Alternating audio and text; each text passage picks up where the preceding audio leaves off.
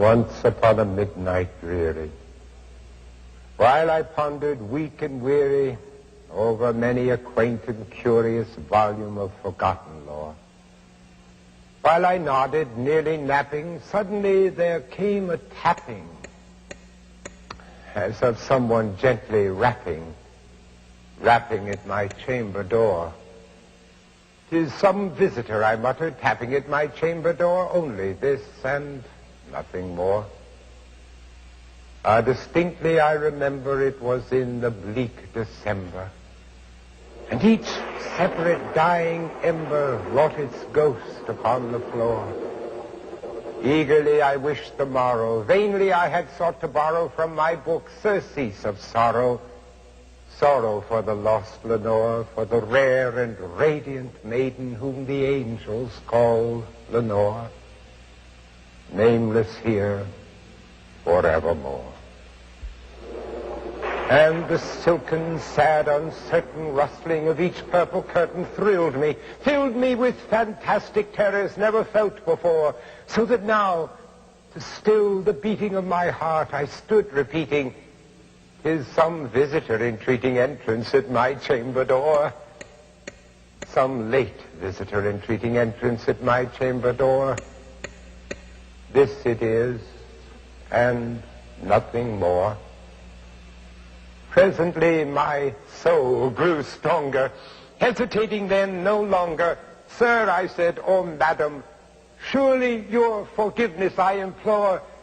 But the fact is I was napping, and so gently you came rapping, and so faintly you came tapping at my chamber door, that I scarce was sure I heard you." Here, I opened wide the door. Darkness there. Nothing more. Deep into that darkness peering. Long I stood there wondering, fearing, doubting, dreaming dreams no mortal ever dared to dream before, but the silence was unbroken. The stillness gave no token. And the only word there spoken was the whispered word, "Lenore." This I whispered, and an echo murmured back the word, "Lenore." Merely this. Nothing more.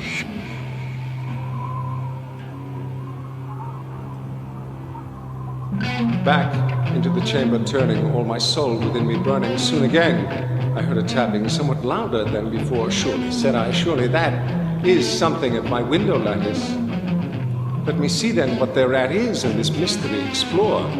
But my heart is still a moment, and this mystery explore. 'Tis the wind, and nothing more.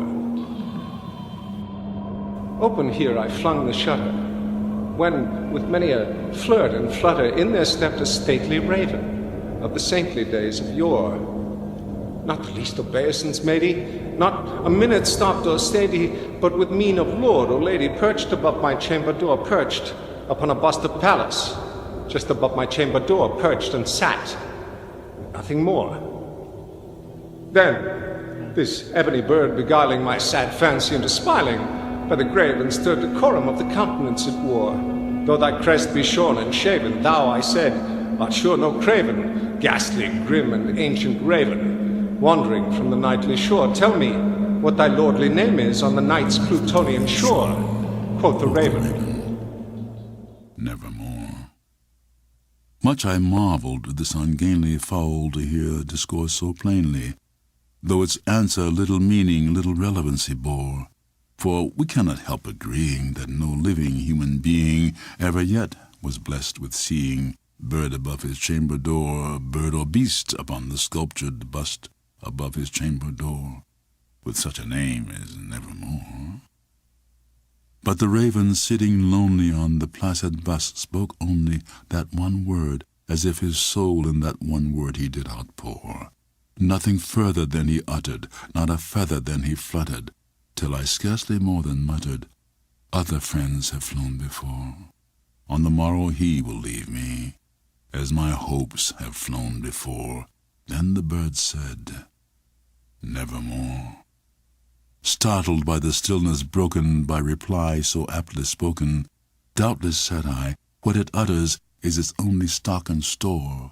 caught from some unhappy master, whom unmerciful disaster followed fast and followed faster, till his songs one burden bore, to the dirges of his hope that melancholy burden bore, of never, nevermore. But the raven still beguiling my sad fancy into smiling, straight I wheel a cushioned seat in front of bird and bust and door. Then upon the velvet sinking, I betook myself to linking fancy unto fancy, thinking what this ominous bird of yore, what this grim, ungainly, ghastly, gaunt, and ominous bird of yore meant in croaking nevermore. This I sat engaged in guessing, but no syllable expressing to the fowl whose fiery eyes now burned into my bosom's core. This and more I sat divining, with my head at ease reclining on the cushion's velvet lining, that the lamplight gloated o'er, but whose velvet violet lining with the lamplight gloating o'er she shall press, nevermore. Then methought the air grew denser, perfumed from some unseen censer, sung by seraphim whose footfalls tinkled on the tufted floor.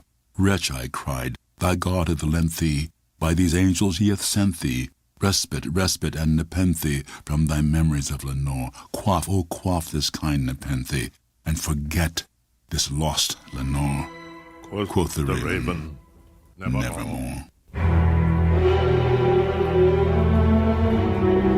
Prophet, said I, thing of evil, prophet still, if bird or devil, whether tempter sent, or whether tempest tossed thee here ashore, desolate, yet all undaunted, on this desert land enchanted, on this home by horror haunted, tell me truly, I implore, is there balm in Gilead?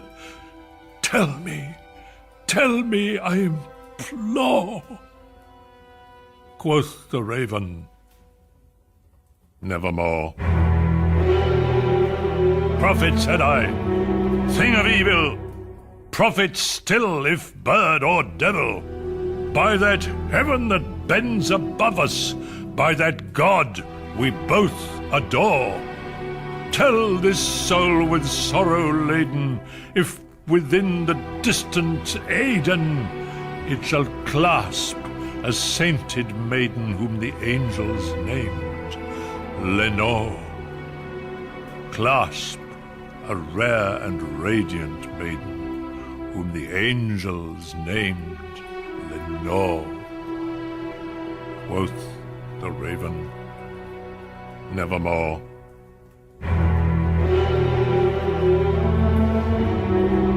Be that word our sign of parting, bird or fiend, I shrieked, upstarting, get thee back into the tempest and the night's Plutonian shore.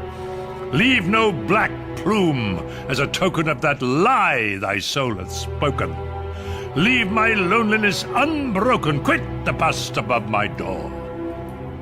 Take thy beak from out my heart, and take thy form from off my door. Quoth the raven, nevermore.